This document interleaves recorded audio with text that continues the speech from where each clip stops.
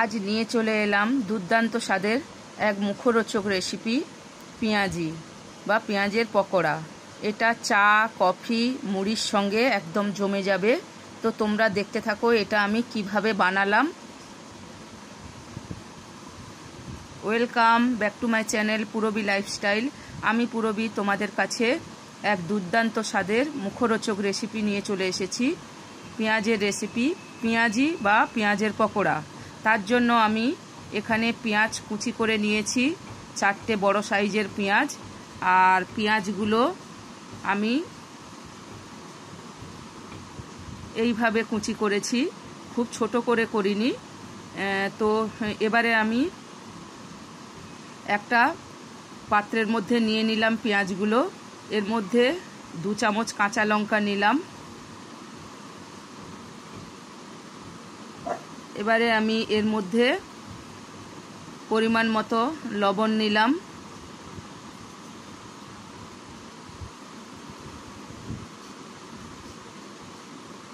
Half teaspoon গোটা জিরে নিলাম। হাফ টিস্পুন হলুদ গুঁড়ো নিলাম।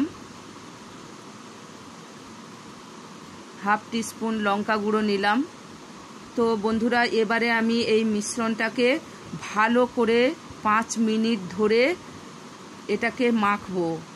আর এতটাই সুন্দর করে মাখবো যে এর থেকে জল বেরিয়ে যাবে। তো আমি এটা মেখে 10 মিনিট রেখে দেব। তো যার ফলে এটা যত ভালো করে মাখবে পেঁয়াজির স্বাদটা ততই ভালো হবে।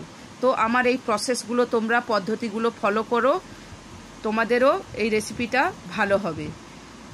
আর দেখো আমার মাখা হয়ে গেছে। এবার 10 মিনিট পর ফিরে এলাম। দেখো এর মধ্যে 1 চা চামচ আদা রসুনের পেস্ট দিয়ে আবারও মাখিয়ে নিলাম। এবারে আমি এর মধ্যে 2 চামচ ময়দা দেব।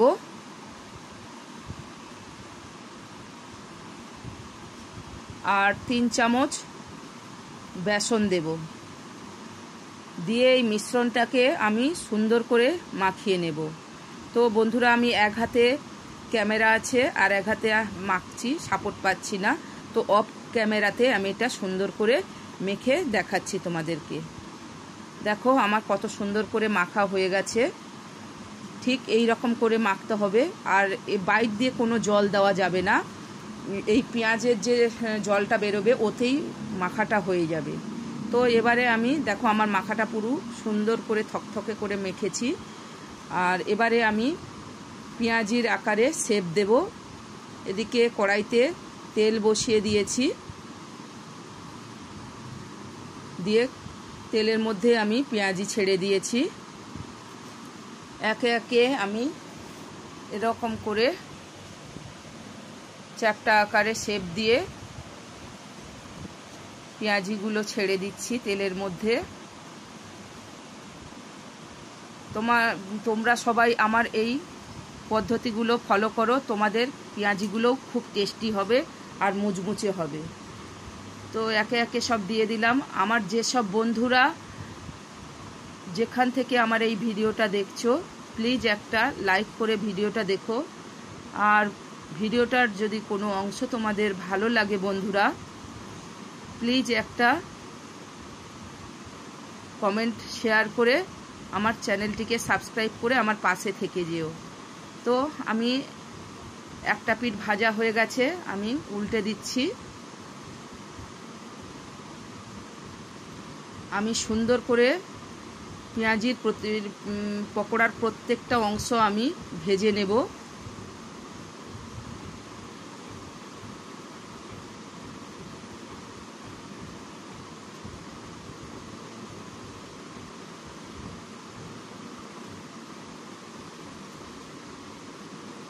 দেখো আমি প্রতিটা অংশ ধীরে তেলের মধ্যে দিয়ে দিয়ে ভেজে নিচ্ছি। আমার ভাজাটা প্রায় হয়ে এসেছে।